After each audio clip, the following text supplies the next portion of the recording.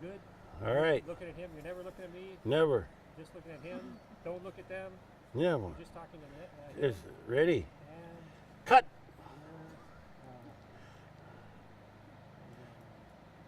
roll in. Go. Good afternoon. Indishnikas maingan. Oh. Dunchaban.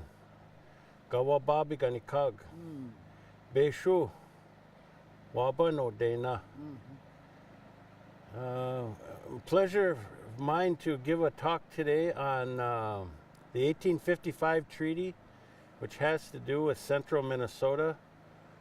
And what's interesting about that treaty, it's the beginning of the end of the fur trade era for Anishinaabe Ojibwe people in this region of north central Minnesota.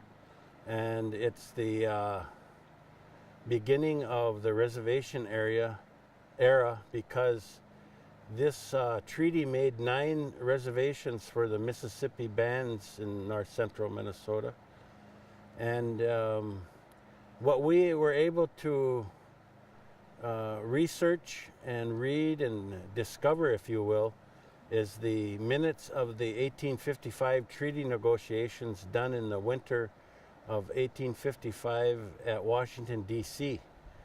The federal government brought the chiefs together from the various Ojibwe communities, and there is a record of that negotiations.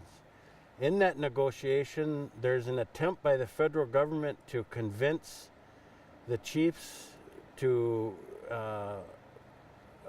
assent to a reservation for 9 different reservations and the ceding or relinquishment of 10 million acres of Anishinaabe Ojibwe land, which is basically bordered by from Moorhead in the west, in the north to International Falls, in the east would be Carlton, in the south would be Brainerd and Wadena, with a line back up to Moorhead, Minnesota. And what's interesting in these negotiations, the federal government had offered the chiefs 1 penny an acre for the 10 million acres. And I remember the reply of Chief Holnaday the Younger. He said, "I'm not a child, don't toy with me. I know the land and the timber is worth more than that, and so do you." That's his response to the treaty commissioners. And so then after that, the treaty commissioners offered Holnaday and the other Mississippi chiefs 10 cents an acre. And that's what that 10 million acres was eventually sold for or ceded by the Anishinaabe Ojibwe people for 10 cents an acre. And in the negotiations, there's a constant persuasion by the treaty commissioners to have the Indian people give up the chase or the seasonal round, as they refer to it. In other words, hunting and fishing and gathering. And they were trying to convince and persuade that the government would take care of their needs for food and for the gathering, and that they would send teachers and ministers and blacksmiths and physicians to help them settle down in their reservation way of life. And Holnaday's response was, and the other chiefs, "You keep sending us the debauchers of your society. They're miscreants, and they are drunkards, and they're misfits essentially from your society, and you're sending them to civilize us.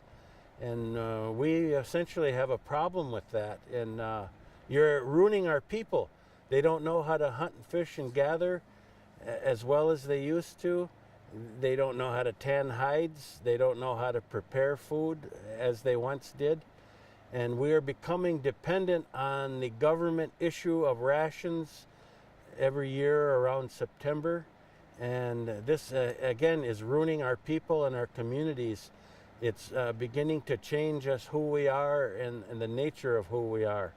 And so what you're seeing is the constant persuasion for us to give up the seasonal movement and travel of our people according to the various harvest areas, and the beginning of the dependence on the government issue rations and commodities, and the demise that caused for us And we persuaded back that it's a problem, and there's a condescending kind of attitude in these negotiations, in that the government people refer to the president as your great white father, and he looks upon his red children with favor, etc. That kind of vernacular, which is very condescending of Native people. And if the treaties were in fact between full sovereign nations, we are sovereign enough to cede the land, and then the reservation era is when they made 9 reservations out of this 1855 treaty, which is indicated on the map, which I'll show you in a minute.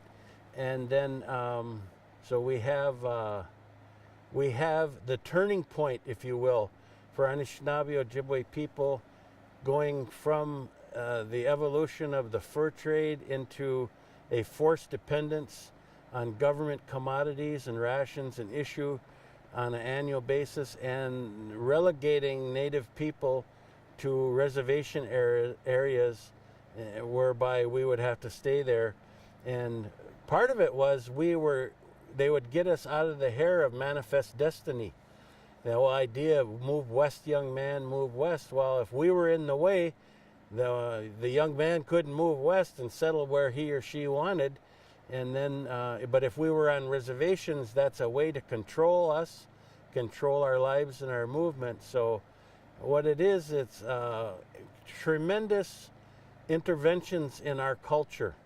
The treaty, the land cessions, the commodities, the schools, the missionaries, the whole dimension of what was attempted by these treaty negotiations. And we will provide copies of these treaty negotiations and the actual treaty so that you can read it yourself. And then I want to show this map right now.